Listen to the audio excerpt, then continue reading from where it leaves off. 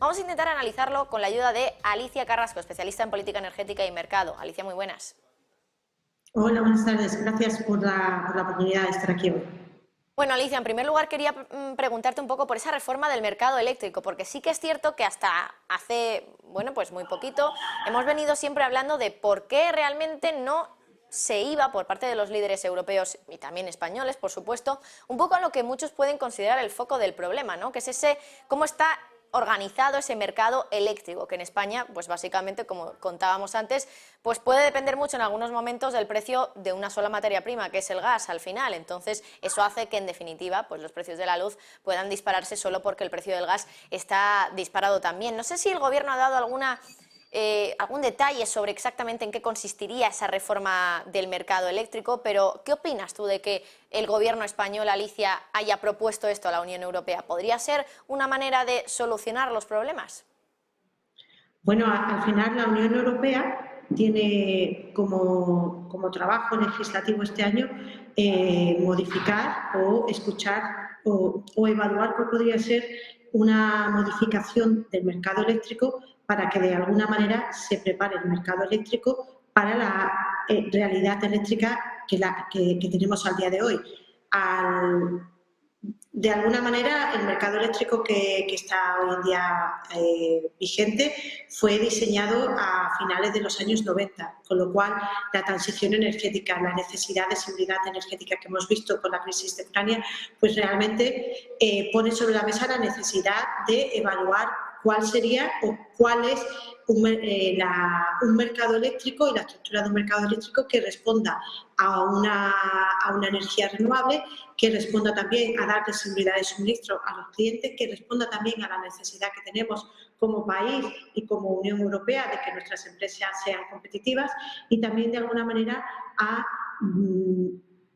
a dar las señales de mercado necesarias para que se inviertan las diferentes tecnologías que necesitamos para la transición energética, como puede ser incrementar la generación renovable, fomentar el uso del hidrógeno para usos industriales y para transporte, con lo cual, de alguna manera, la realidad a la que nos enfrentamos a día de hoy es diferente a la realidad en cuando se diseñó el mercado eléctrico vigente, y lo que propone la Unión Europea es una consulta pública. Ya le ha pedido a ACER, la Agencia Europea de Energía, que haga una propuesta de cuál podría ser esta modificación del mercado eléctrico.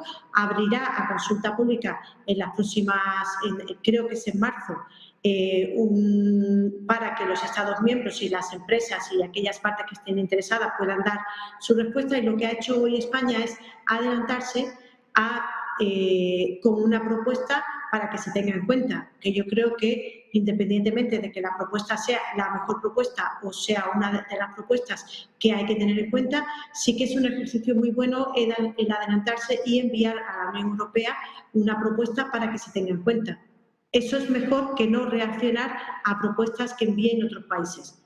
Finalmente, tendrá que haber una negociación en el Council y también se tendrá que tener en cuenta la propuesta de modificación del mercado eléctrico que va a presentar ACER, más los resultados de la consulta pública, y teniendo en cuenta las negociaciones del Council y todo el input que les vaya llegando, pues llegaremos a tener un mercado eléctrico evolucionado y que responda de alguna manera a la realidad de que la transición energética y la crisis energética plantea. Claro, dices que al final esta reforma, básicamente la última consecuencia o el último efecto deseado, desde luego, es que al final responda un poco a la realidad que tengamos en ese momento después de la crisis energética que hemos tenido. Pero, ¿en qué podría consistir esa reforma? No sé si ya hay algún esbozo o se ha dado algún detalle por parte del Ejecutivo, y si no, si vosotros, los que sabéis sobre esto, ya habéis pensado en algún tipo de reforma o algún tipo de cambio que se pueda hacer concretamente en el sistema eléctrico para mejorarlo y adaptarlo un poco más a la realidad, Alicia. Mira, la propuesta que ha hecho que ha hecho el Gobierno es intentar pasar los contratos más hacia largo plazo y menos a corto plazo. ¿Por qué? Porque a corto plazo vemos que sufrimos más de la volatilidad, y también porque de alguna manera a largo plazo se mandan las señales de inversión y las señales de operación del mercado, y de alguna manera esto asegura que vamos a tener menos volatilidad en los precios. Sí que es verdad que, teniendo en cuenta que cuanto mayor renovable tengamos en el mix energético, más necesidad vamos a tener de disponibilidad de poder dar flexibilidad a esa generación renovable que no es, que de alguna manera depende de si hay sol o depende de si hay agua, de si ha llovido o también de si hay viento, pues también propone contratos a plazo de capacidad. Esto significaría dar un ingreso por estar disponible tanto a los ciclos combinados, al almacenamiento como a la demanda. Esto significaría que en aquellos momentos donde de alguna manera las renovables no den toda la generación que necesita el sistema eléctrico en ese momento, pues que se pague tanto a los ciclos combinados como al almacenamiento, como a la demanda por estar disponible. Eso significaría que el ciclo combinado tendría que en ese momento tendría que generar. Si se le llama, primero habrá un pago por estar disponible y luego, si se les llama, tendrán que dar el servicio. Entonces, habrá un pago por la disponibilidad, el ciclo combinado, si además se le llama, tendrá que empezar a generar, el almacenamiento en ese momento tendrá que poner parte de lo que haya previamente contratado por ingreso de disponibilidad, dar el servicio con ese almacenamiento de la energía que tiene en sus baterías, y la demanda tendría, en cualquier caso, que dejar de consumir para que de alguna manera se necesite la menor generación que viene por parte de las renovables. Entonces, lo que la propuesta de hoy, uno de los objetivos de la propuesta de hoy es tener más contratos a largo plazo, menos contratos a corto plazo, y que además haya un contrato a plazo por capacidad, donde se le paga a los ciclos combinados, al almacenamiento y a la demanda por estar disponible. Y además, en caso de que se les llame porque se les necesite, también habría un pago por el evento en el que se les llame según el precio de mercado que haya en ese momento.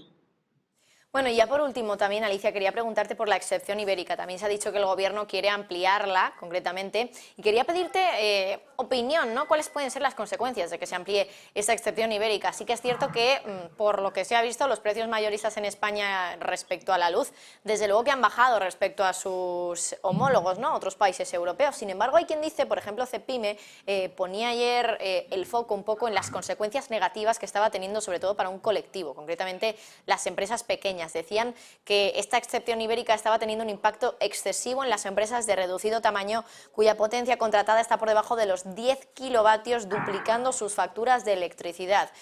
Quería preguntarte o pedirte una explicación un poco para que el común de los mortales pues entendamos un poco por qué pasa esto, porque dice Cepime que a las pymes les está afectando negativamente esta excepción ibérica, y cuál podría ser la consecuencia de que se extendiera, de que se ampliara como quiere el Ejecutivo. Bueno, para ampliarlo, previamente hay un informe de la CNMC donde se critica la propuesta de tarifa regulada que ha sacado el Ministerio. Uno de los requisitos que pedía la Unión Europea para aprobar la operación de la excepción ibérica era que se hiciera una modificación de la tarifa regulada.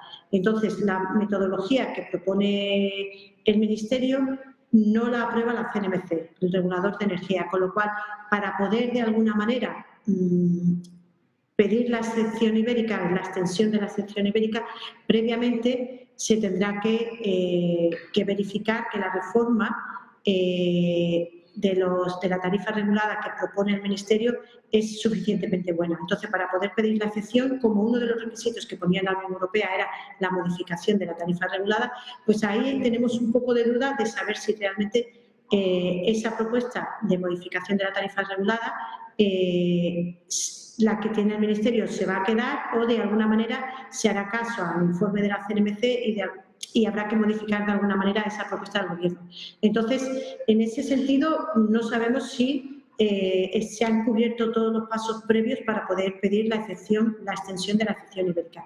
En cuanto al por qué a los pequeños consumidores les afecta de forma más negativa que a los grandes consumidores, ahí no te puedo dar una respuesta porque no tengo el conocimiento para darte una respuesta que sea de valor. Alicia Carrasco, especialista en política energética y mercado, muchísimas gracias por estar aquí con nosotros y que pases muy buena tarde. Vale, muchísimas gracias a vosotros. Adiós. Bueno, y dejamos de hablar de España para pasar a hablar de Francia. Día duro para Macron. El